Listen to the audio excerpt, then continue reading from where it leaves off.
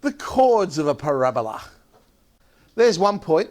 I've given it coordinates which happen to match up with the parametrics, given it the parameter P, and cleverly called the point capital P. Thought of that myself, you know. 2AP, AP squared. There's another point, capital Q, which I've cleverly given the coordinates, the parameter Q. So it's 2AQ, AQ squared. We're going to find the equation of a chord. So a chord, okay, we're used to seeing them in a circle, but it's the same thing. It's any interval that goes from one part of the boundary or circumference to another part. So this is a chord of the parabola. Slope.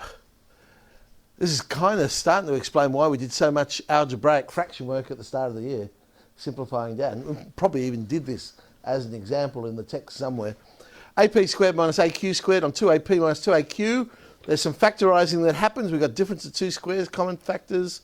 A's cancel. P plus Q on 2. What does that mean? That means the slope of any chord in a parabola is basically the average of the parameters. P plus Q on 2. That's interesting. Let's find the equation of the chord then. So y minus, I could pick either point. AP squared is P plus Q on 2, x minus 2AP. Expand out. Notice I didn't bother expanding out the P plus QX, because to get an equation of a line, I'm going to want something x. So there's no point expanding it out, only to then regroup it when I put the x's together. Normally we write equations y equals or in general form, and actually this is in neither, but anyway, here it is.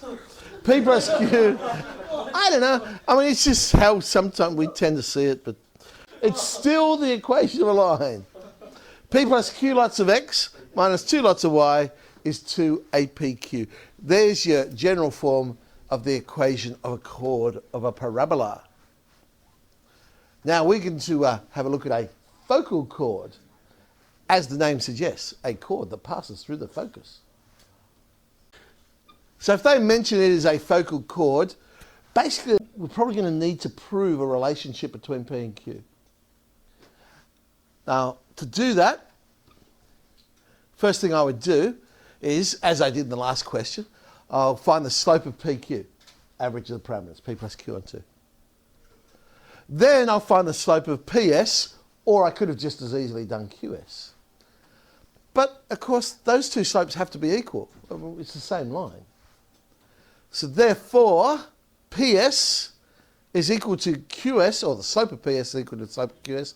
I can play around with that, and I end up with a relationship PQ is equal to -1. PQ is -1. That particular relationship, later, when we look at more involved parametric questions, becomes really handy. Alternatively, if I've already worked out the equation of the chord, so we just worked out the equation of the chord, a quicker way of getting that relationship is, well, hang on, there's the equation of the chord. I know it goes through the point naught A.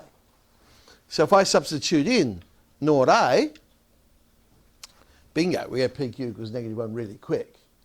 So I guess it all depends on what information I've already worked out.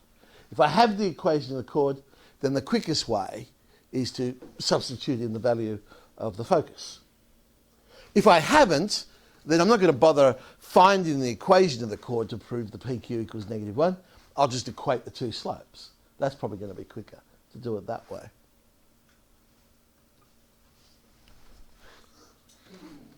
Bouncing 9E.